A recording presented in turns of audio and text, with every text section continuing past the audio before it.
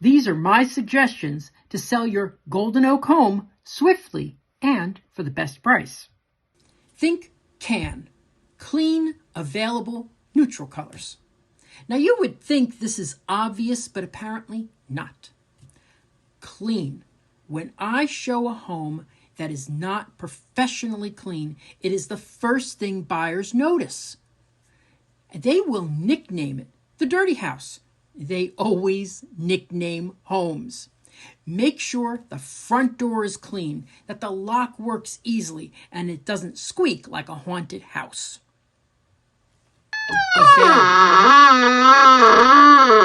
Putting restrictions on showing times is absolutely ridiculous. Buyers have limited time as well. Neutral colors. Your bold choices will not be the choices made by the buyer. While it may be painful, repaint. You want the potential buyer to picture their family in the home, not just try to piece together your history. So remove personal items. You don't want them to refer to the house as the guy who played laCross. Rather, you want them to refer to it as the house with the large patio. Have a pre-listing inspection. Agents will disagree on this point, vehemently disagree. And the main reason for disagreement on this point is that if you find something in the report that you didn't know about, you will have to disclose it, even if you repair it in some cases. But consider that if there is an issue that the seller's inspector finds, the buyer's inspector will find it too. Nip them where some insulation was not rolled out in the attic. This is handled right by the original builder 2 years earlier. Here is what my buyer would say and did say. Well, if the builder made this mistake, what else could they have missed? A small item now has become big. That same property had 17 light bulbs out during our viewing. In this hot market, we had 0 competing bids against us.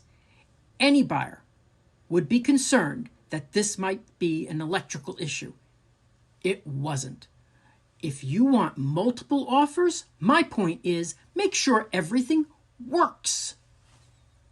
A pre-listing home inspection will put the ball in the seller's court. You are aware of any defects or safety issues. You can either fix them or disclose them and price accordingly. Saying that it's up to the buyer to have an inspection is also saying it's up to the buyer to walk away from the sale. Leave that clean inspection report out. It's the seller's property, but it may give the buyer enough confidence to skip the inspection entirely. Hire a handyman.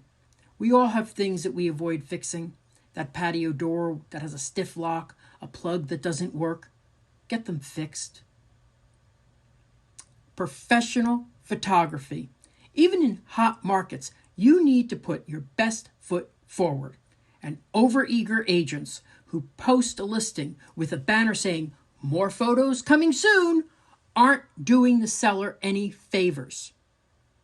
The first few days of a listing are buyer-driven. List when all the photos are ready.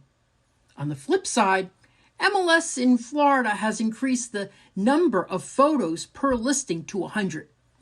I suggest that posting that many, not a good idea. Leave something to the imagination, something for them to see. Lockbox. Agents that don't invest in an electronic lockbox aren't doing their sellers any favors. Electronic lockboxes track every agent who enters the home. A case in point. For sellers who are residing in the home and wish to be present for the showings, I completely understand. However, you will be what is remembered about the home. Being reachable, if there is a question, is the best option. Especially be reachable during the inspection time. Now, open don't sell homes, they sell realtors, statistically.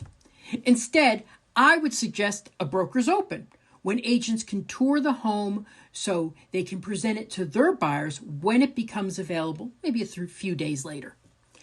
However, open houses don't necessarily hurt.